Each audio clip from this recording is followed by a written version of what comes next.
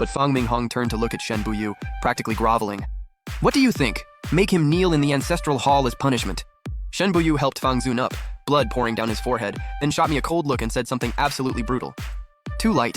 I just saw a riding whip hanging in the study. That's not just for decoration, is it?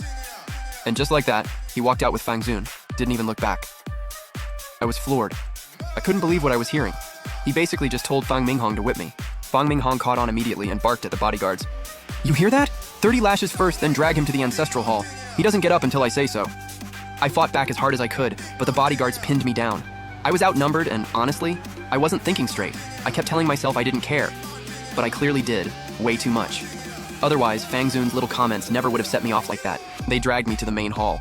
When I came to, I was lying in my own bed, and my whole body felt like it had been put through a grinder. The housekeeper, Aunt Zhang, was quietly putting medicine on my wounds, crying softly and whispering, Young master, just swallow your pride for once. Why put yourself through this? I shook my head weakly.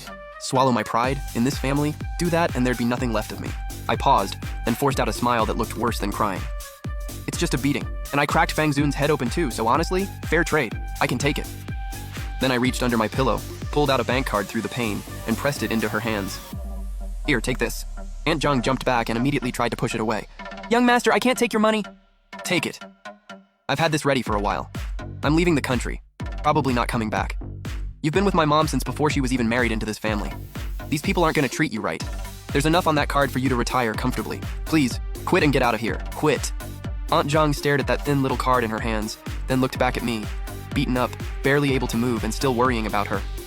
She completely broke down and started to kneel. I stopped her right away. Aunt Zhang, I'm really craving that lotus root and pork rib soup you make. Okay, I'll go make it right now. She wiped her tears and hurried off to the kitchen. The room went quiet again.